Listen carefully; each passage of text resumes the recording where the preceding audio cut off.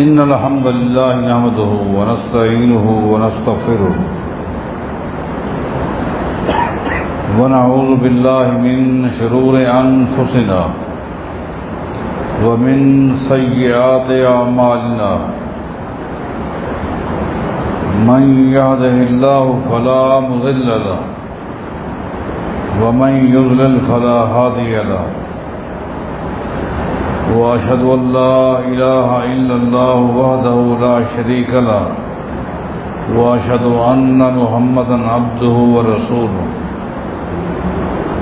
اللهم صل على محمد وعلى آل محمد كما صليت على إبراهيم وعلى آل إبراهيم إنك حميد مجيد اللهم بارك على محمد وعلى آل محمد كما باركت على إبراهيم وعلى آل إبراهيم إنك حميد مجيد من يطع الله ورسوله فقد رشد واهتدى ومن يعص الله ورسوله فقد ضل وغوى أما بعد فإن خير الحديث كتاب الله وخير الهدي هدي محمد صلى الله عليه وسلم وشر الأمور محدثاتها وكل محدثة بدعة وكل بدعة ضلالة وكل ضلالة في النار أعوذ بالله من الشيطان الرجيم بسم الله الرحمن الرحيم وقرن في بيوتكن ولا تبرجن تبرج الجاهلية الأولى وأقمنا الصلاة وآتينا الزكاة وأطعنا الله ورسوله إنما يريد الله ليذهب عنكم الرجس أهل البيت ويطهركم تطهيرا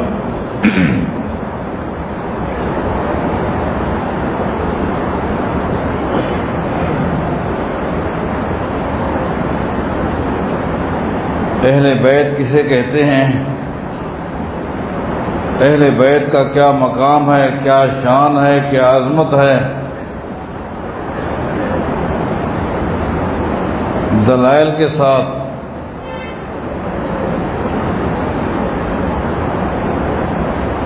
عظمت اہل حدیث کو قربان جانیں کہ جو دلائل کے ساتھ صحابہ کی عظمت کو، اہل بیت کی عظمت کو بیان کرنا جانتے ہیں، اور دلائل کے ساتھ ہی اہل بیت کی عظمت کو پیش کیا جا رہا ہے۔ اور یہ بات بھی ذہن نشین کر لیں کہ جہاں اہل بیت کی عظمت کو بیان کیا جا رہا ہے وہاں اہل بیت کے حوالے سے غلط فہمیوں کو بھی دور کیا جا رہا ہے۔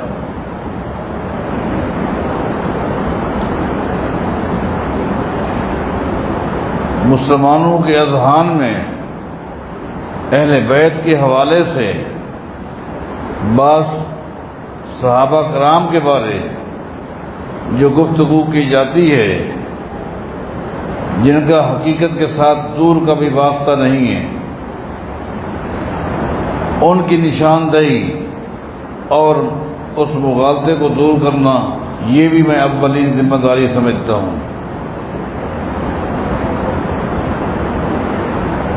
مثلا یہ بات کہی جاتی ہے کہ کائنات کے امام محمد الرسول اللہ صلی اللہ علیہ وسلم جب دنیا فانی سے تشریف لے گئے، آپ کے چلے جانے کے بعد سیدنا ابوبکر صدیق رضی اللہ تعالیٰ عنہ خلیفہ بنے، تو سیدہ فاطمہ رضی اللہ تعالیٰ عنہ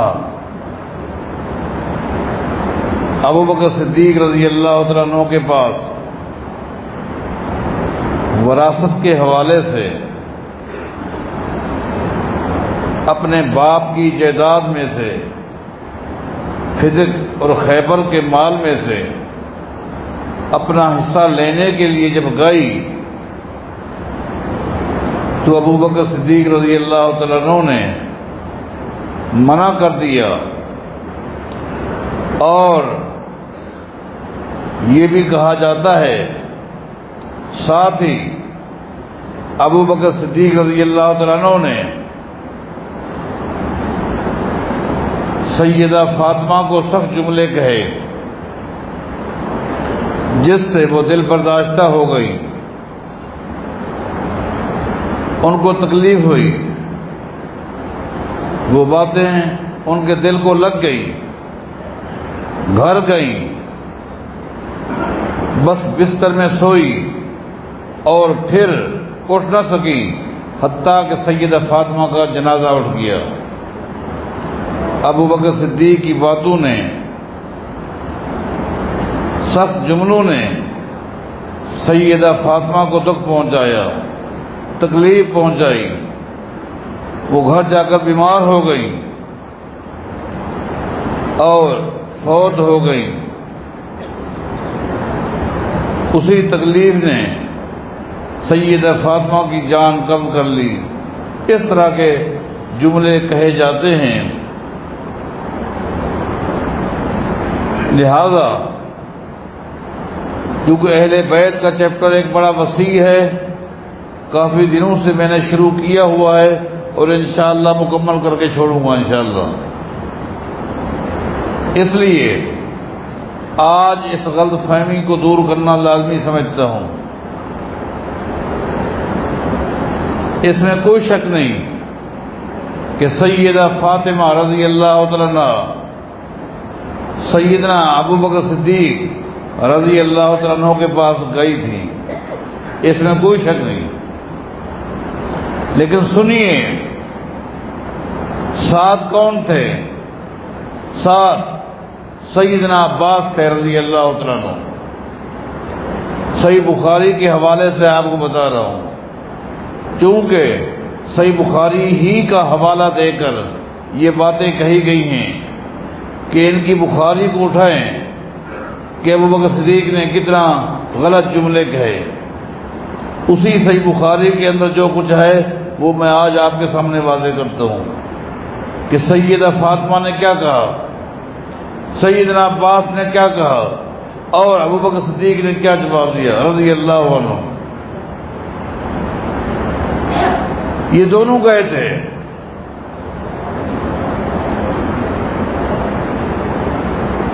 کیونکہ سیدنا علی نے کہا وراثت کے اندر فاطمہ تو بیٹی ہے، قرآن کریم میں بیٹی کا حق ہے، بیٹی کا حق ہے جب کوئی دنیا سے چلا جائے، چاہے وہ صحابی ہو، وہ محدث ہو، امام ہو، فقیہ ہو، مجتہد ہو، کوئی بھی شخصیت جب دنیا سے چلی جائے اس کی بیٹی کا حق ہے وراثت میں۔ اس کا ذکر قرآن کریم میں ہے۔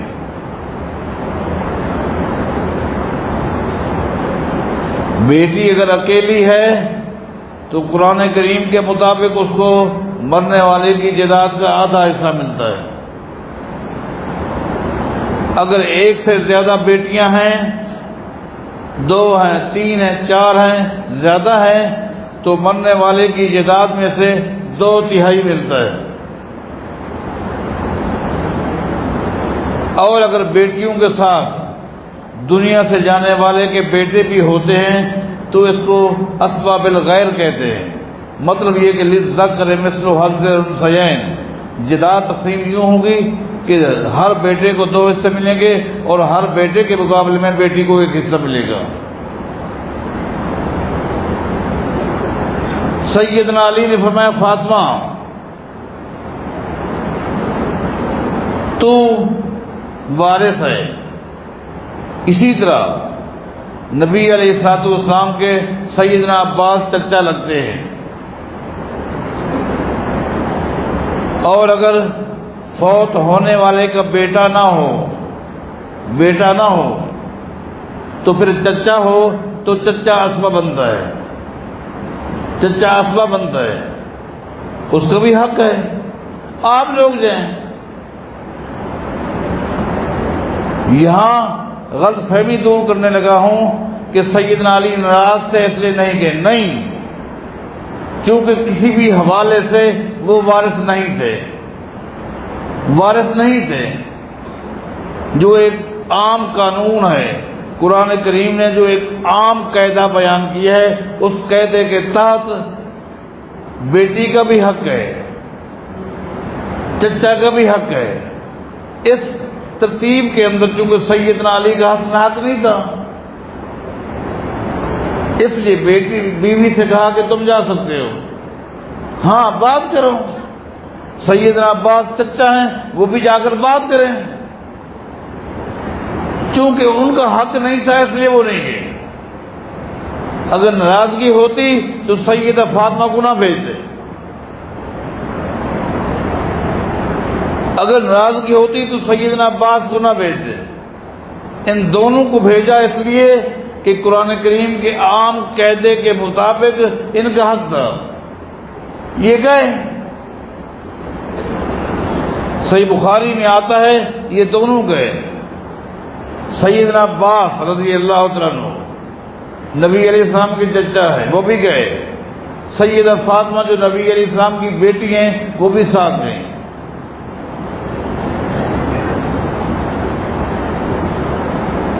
یہاں رک کر ایک اور بھی غلط فہمی کو دور کرتا ہوں۔ جب کوئی شخص دنیا سے چلا جاتا ہے، آخرت کی زندگی اس کی شروع ہو جاتی ہے، اس کی جزا تقسیم ہوتی ہے۔ جب یہ لوگ نبی علیہ السلام کے بارے عقیدہ رکھتے ہیں کہ آپ دنیا سے نہیں گئے، آپ دنیا میں ہیں، دنیا سے تو آپ گئے نہیں۔ ہم کہتے ہیں کہ نبی علیہ السلام کی بڑی پاکیزہ زندگی شروع ہو چکی ہے، بڑی مبارک زندگی شروع ہو چکی ہے، مثالی زندگی شروع ہو چکی ہے، لیکن وہ ہے آخرت کی زندگی، دنیا کی نہیں۔ جب یہ حضرات نبی علیہ السلام کے بارے میں عقیدہ رکھتے ہیں کہ آپ دنیا سے نہیں گئے اور دنیا کی زندگی آپ کو میسر ہے، تو پھر وراثت کس چیز کی ہے؟ اس کا مطلب یہ ہے کہ سیدہ فاطمہ کا عقیدہ تھا کہ میرے بابا دنیا سے چلے گئے۔ اس کا مطلب یہ ہے کہ سیدنا عباس کا بھی عقیدہ تھا کہ میرے بھتیجے دنیا سے چلے گئے، عقیدہ تھا، اس لیے تو وراثت کے لیے گئے نا۔ پہلے اس عقیدے کو تو مانو۔ سیدنا علی نے بھیجا، آپ کو یہ عقیدہ نہ سیدنا علی والا سمجھ آتا ہے، نہ سیدہ فاطمہ والا، نہ سیدنا عباس والا۔ ان کا یہ عقیدہ تھا کہ نبی علیہ السلام دنیا سے چلے گئے، آپ کی زندگی آخرت کی شروع ہو چکی، وہ زندگی بڑی مبارک، بڑی عظیم زندگی، وہ ایک الگ چیز ہے۔ تبھی تو یہ گئے نا۔ ہاں گئے، یلتمسان میراثہما من رسول اللہ صلی اللہ علیہ وسلم، نبی علیہ السلام کی وراثت کے حوالے سے گئے، اور سیدنا عباس نے گفتگو کی۔ نبی علیہ السلام دنیا سے چلے گئے ہیں، نبی علیہ السلام کا مال فدق، خیبر کا حصہ، اس میں جو بیٹی کا حق ہے، بیٹی آئی ہوئی ہے، میں چچا ہوں، میں آیا ہوا ہوں، نبی علیہ السلام دنیا سے چلے گئے، اور یہ بات دو ٹوک ہے۔ اگر نبی علیہ السلام دنیا میں ہوتے، ابو بکر صدیق خلیفہ نہ بنتے۔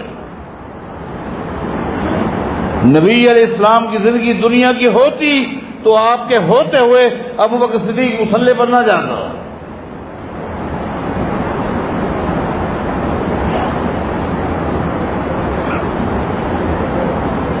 یہ گفتگو کی، کہ بیٹی کا جو حق ہے قرآن کریم کے مطابق، چچا کا جو حق بنتا ہے، اس کے حوالے سے ابو بکر آپ کے پاس آئے رضی اللہ عنہ۔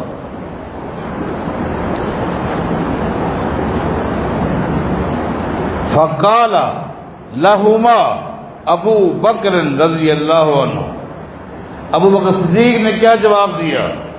صحیح بخاری میں جو الفاظ موجود ہیں میں آپ کو سنا دیتا ہوں، پھر آپ فیصلہ کریں اس میں کون سا وہ لفظ ہے جس میں ابو بکر صدیق نے بے ادبی کی، گستاخی کی۔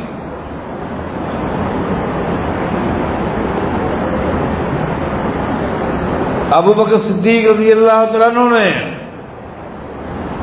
کون سی گستاخی کی ہے؟ کون سی بخاری آپ کے گھر میں ہے وہ لے آؤ، میں آپ کو بتاتا ہوں۔ ابو بکر صدیق نے کیا کہا رضی اللہ عنہ؟ فرمانے لگے فَإِنِّي سَمِعْتُ رسول اللہ صلی اللہ علیہ وسلم يقول لا نورث ما ترکنا صدقہ انما یاکل آل محمد صلی اللہ علیہ وسلم من هذا المال۔ یہ الفاظ ہے۔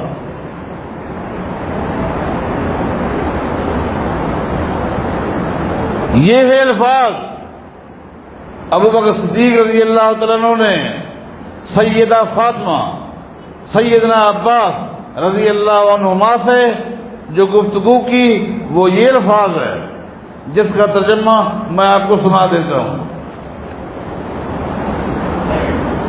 اس کے بعد آپ خود اپنے ضمیر میں جھانک کے دیکھیں۔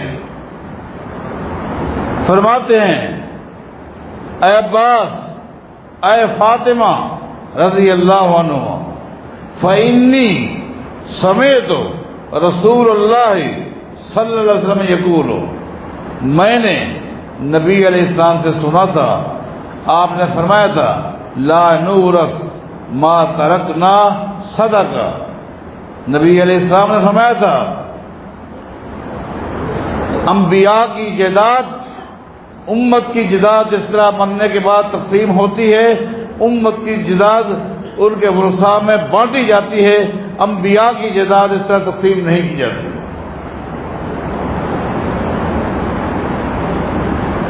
انبیاء لا نورث ما ترکنا صدقہ، انبیاء کی جائیداد کو تقسیم نہیں کیا جاتا، ایک نبی نہیں، ٹوٹل انبیاء کی جائیداد کو تقسیم نہیں کیا جاتا۔ میں سمجھتا ہوں نبی علیہ الصلوۃ والسلام کے فرمان میں کتنی حکمتیں ہیں۔ کیوں؟ ہر شخص کی اولاد میں بسا اوقات نالائق لوگ بھی پیدا ہوتے ہیں۔ بعض لوگ ایسے بھی ہوتے ہیں جن کی اولاد میں، خاندان میں، ورثاء میں نالائق مادہ پرست بھی پیدا ہوتے ہیں جو اپنے بڑے کی موت کی انتظار کرتے ہیں اور عجیب و غریب جملے استعمال کرتے ہیں کہ ہمارا باپ تو بس سانپ بن کر دولت کے اوپر بیٹھا ہوا ہے، مرے گا تو کچھ چیز لیں گے۔ باپ چاہے تو ہمیں گاڑیاں دلوا سکتا ہے، باپ چاہے تو کچھ ہمیں دے، نہیں، یہ بنا ہوا ہے، یہ مرے گا تو کچھ معاملات کریں گے۔ بعض لوگ کہتے ہیں بھائی ابھی ہمارے ہاتھ میں کچھ نہیں ہے، جو کچھ ہے وڈیرے کے ہاتھ میں ہے، ابو کے ہاتھ میں ہے، بس وہ مرے تو پھر کچھ معاملات کرتے ہیں۔ ایسے نالائق بھی پیدا ہوتے ہیں، ایسے کمبخت بھی پیدا ہوتے ہیں جو اپنے باپ کی، اپنے ماں کی موت کی انتظار کرتے ہیں۔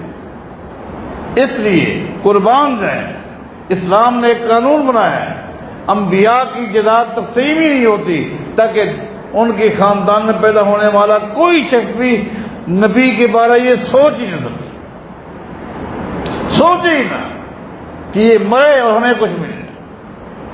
لا نورث، ابو بکر صدیق فرماتے لوگوں، اے فاطمہ، اے عباس رضی اللہ عنہ، نبی علیہ السلام نے فرمایا تھا لا نورث، لا نور، انبیاء کی جائیداد کو امت کی جائیداد کی طرح سے خاندان میں تقسیم نہیں کیا گا۔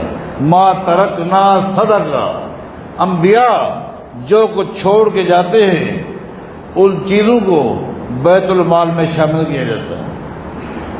ہاں انما یاکل آل محمد صلی اللہ علیہ وسلم من ھذا المال، ہاں انبیاء کے جانے کے بعد ان کی امت میں جو بھی خلیفہ بنتا ہے اس کی ذمہ داری ہوتی ہے کہ وہ بیت المال میں سے اہل بیت کی جتنی ضروریات ہیں وہ پوری کرتی رہے۔ لہذا مجھے خلیفہ بنا دیا گیا ہے، اہل بیت کے جو مسائل ہیں، جو ان کی ضروریات ہیں، ان کو تو پورا کیا جائے گا، لیکن جائیداد تقسیم نہیں کی جائے گی۔ کیوں؟ نبی علیہ السلام کے حدیث ہے۔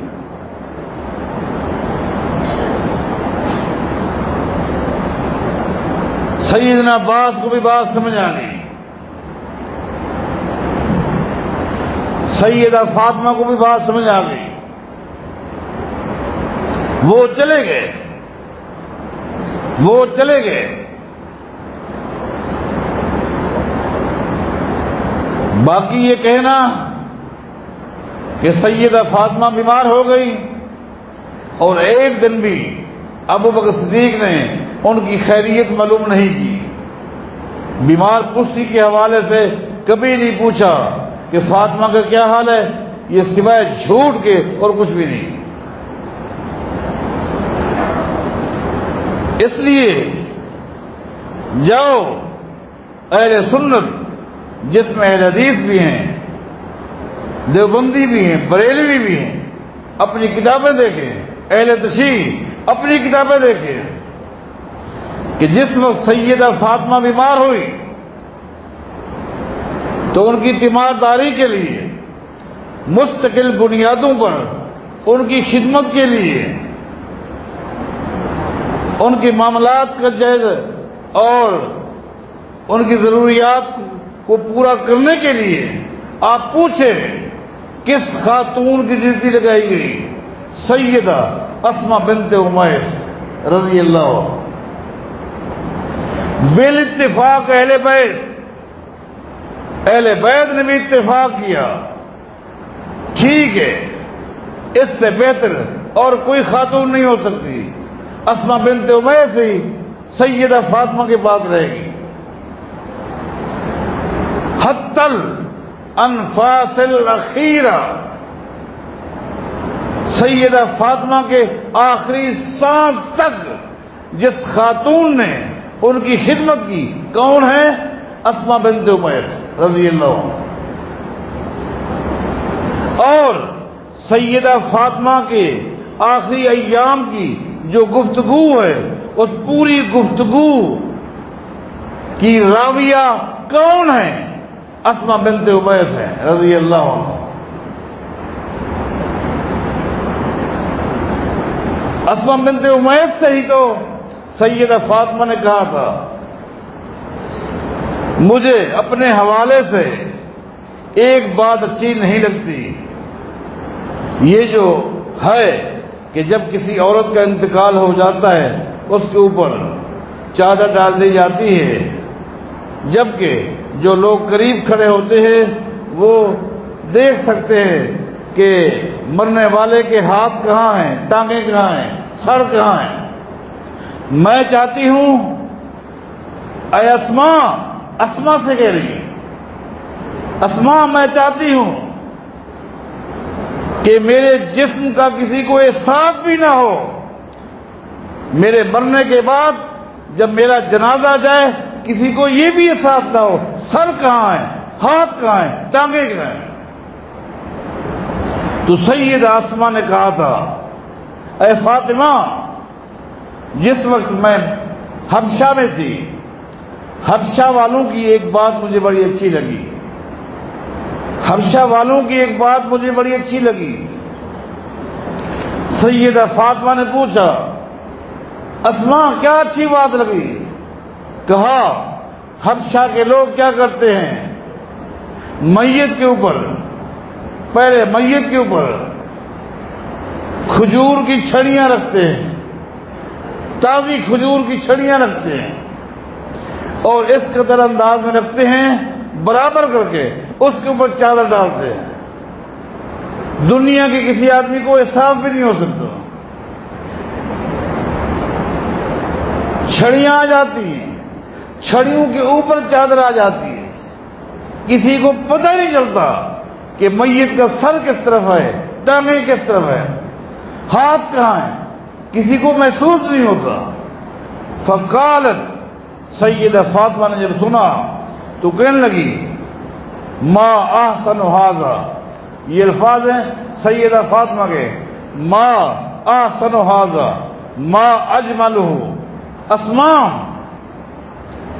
یہ انداز مجھے بڑا اچھا لگتا ہے، بس پتہ بھی نہ چلے، یہ انداز بھی بڑا اچھا لگتا ہے۔ یہ ساری گفتگو کس سے کی؟ حضرات جاؤ ان سے پوچھو، سیدنا علی سیدہ فاطمہ کے غسل میں معاون تھے، سیدہ فاطمہ کو غسل کس نے دیا؟ تو کہیں گے اسماء بنت امیس۔ ان سے پوچھو سیدہ فاطمہ کو کفن کس نے پہنایا؟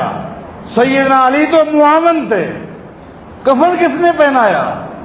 اسماء بنت امیس نے، جس کی اہل بیت نے اتفاق سے ڈیوٹی لگائی کہ ٹھیک ہے ہمارا اتفاق ہے۔ حضرات یہ اسماء بنت امیس کون ہے؟ ابو بکر صدیق کی بیوی ہے۔ تم کہتے ہو کہ انہوں نے احساس نہیں کیا، ان کو احساس نہ رہا۔ یہ اسماء بنت امیس بیوی ہے کس کی؟ ابو بکر صدیق رضی اللہ عنہ، اس وقت بیوی تھی۔ جب ابو بکر صدیق فوت ہو گئے، فوت ہو جانے کے بعد جب اسماء بنت امیس بیوہ ہو گئی، عدت گزاری، تو اس کے بعد اسماء بنت امیس کے ساتھ شادی کی تھی سیدنا علی نے رضی اللہ عنہ۔ لیکن جس وقت سیدہ فاطمہ فوت ہوئی، اس وقت ابو بکر صدیق کی بیوی تھی۔ یہ تو اعزاز حاصل ہے ابو بکر صدیق کو،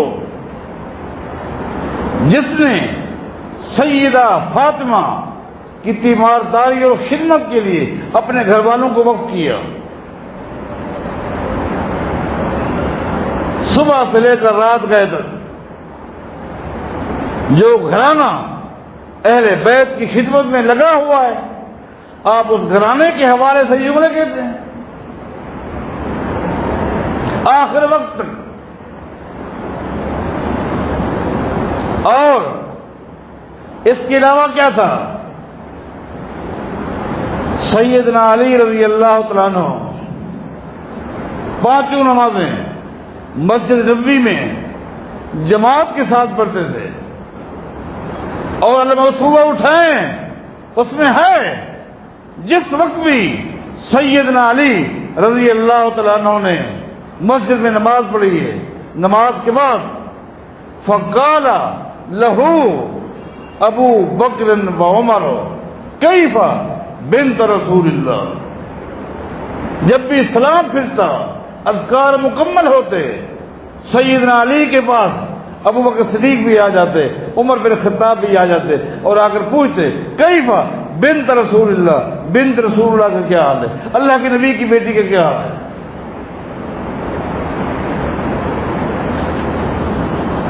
خام خواہ کی یہ باتیں۔ ہاں، وراثت کے حوالے سے میں نے آپ سے کہا، ابو بکر صدیق نے حدیث سنائی۔ یہاں میں آپ سے پوچھتا ہوں، اگر آپ یہ سمجھتے ہیں ابو بکر صدیق نے صحیح نہیں کیا، دینا چاہیے تھا، عمر بن خطاب اپنے دور میں خلیفہ بنے، انہوں نے بھی صحیح نہیں کیا، ان کو دینا چاہیے تھا جو اہل بیت کا حق تھا، عثمان بن عفان نے بھی صحیح نہیں کیا، جو اہل بیت کا حق تھا وہ دینا چاہیے تھا۔ تو میرا سوال یہ کہ جب سیدنا علی بن ابی طالب رضی اللہ تعالیٰ عنہ خلیفہ بنے، انہوں نے کیوں نہیں دیا؟ انہوں نے کیوں نہیں دیا؟ ان سے پہلے بقول تمہارے یہ لوگ غاصب تھے، انہوں نے حق مارا۔ آج تو سیدنا علی خلیفہ ہیں، آج تو وہ فدق انہی کے پاس ہے، خیبر کمال بھی انہی کے پاس ہے۔ انہوں نے کیوں نہیں دیا اہل بیت کو؟ کیا اس وقت اہل بیت نہیں تھے؟ سیدنا حسن بھی تھے، سیدنا حسین بھی تھے۔ ایک ترتیب میں اہل بیت تھے، کیوں نہیں دیا؟ جو جملے وراثت کے حوالے سے ابو بکر صدیق کے بارے کہتے ہو، عمر بن خطاب کے بارے کہتے ہو، عثمان بن عفان کے بارے کہتے ہو، ہے جرت وہی الفاظ سیدنا علی کے بارے کہہ دو؟ اگر نہیں کہتے اور نہیں کہنا چاہیے، نہیں کہتے اور نہیں کہنا چاہیے تو اللہ کے لیے یہ الفاظ ابو بکر صدیق کے بارے میں مت کہو، عمر بن خطاب کے بارے میں مت کہو، عثمان بن عفان کے بارے میں مت کہو۔ میں آپ سے یہاں رک کر ایک بات پوچھتا ہوں، جس قرآن کریم کا تم حوالہ دے کر کہتے ہو کہ قرآن کریم میں بیٹی کا اتنا حصہ ہے، چچا بھی اسبہ ہے، اس کو بھی ملنا چاہیے تھا، جاؤ اسی قرآن کریم اسی آیت میں دنیا سے جانے والے کی بیوی یا بیویوں کا بھی حق ہے کہ نہیں؟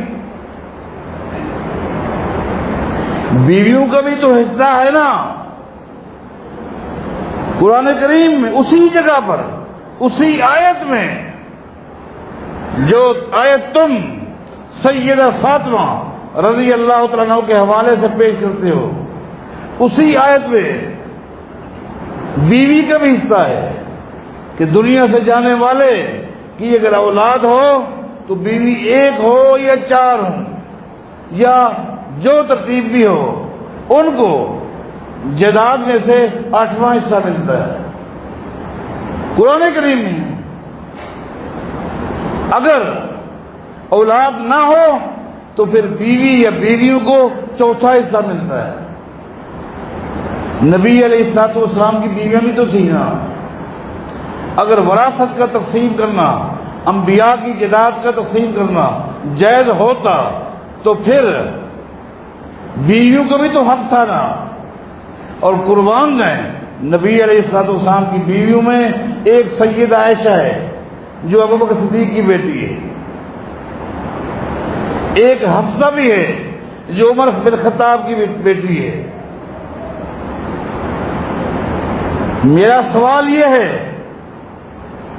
حدیث کا حوالہ دے کر اگر ابو بکر صدیق رضی اللہ تعالیٰ عنہ نے سیدہ فاطمہ کو نہیں دیا تو کیا سیدہ حفصہ کو دیا؟ سیدہ حفصہ کو دیا؟ زینب کو دیا؟ نبی علیہ السلام کی بیویاں تھیں نا، ان کو ملا؟ نہیں ملا، بلکہ صحیح بخاری اٹھائیں، صحیح بخاری اٹھائیں، نبی علیہ الصلوۃ والسلام کی بیویوں کے ذہن میں بھی